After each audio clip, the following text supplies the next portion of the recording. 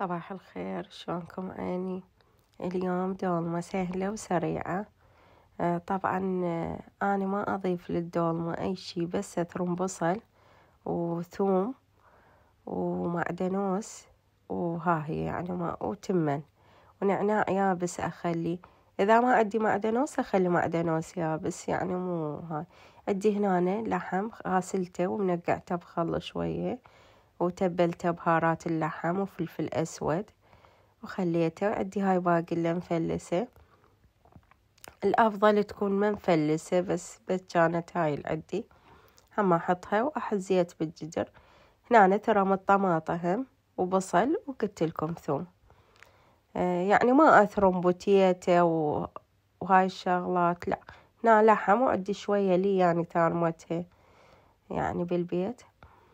وهنا نعناع يابس. طبعا النعناع كلش طيب بالدولمة، جربوه. بهارات الدولمة فلفل أسود، ملح، لمندوزي،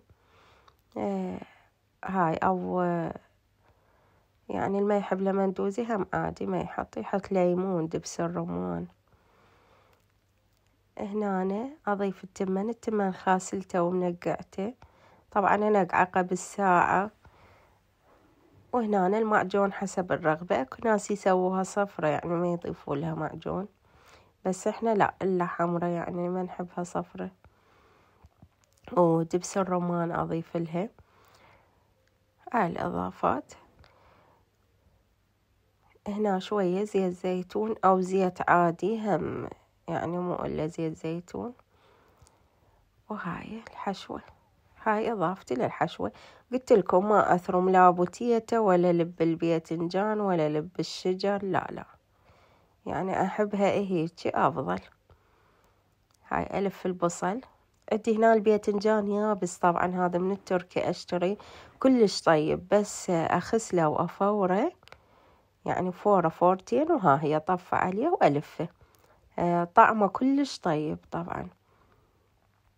وهاي البصل أول شي أنا أخلي البصل، وبعدين يعني الباذنجان والفلفل وألفها. هاي راح أبدي ألف البصل باعوا شكلها.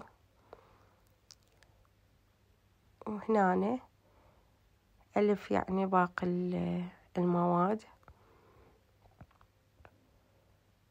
هذا الباذنجان قلت لكم هذا الباذنجان كلش طيب، يعني أنا فضلته عن الفريش بهيجي أجواء، لأن احنا هسه عندنا الفريش كله كبار وماكو ناعم، فهذا بالشتا دائما أجيبه.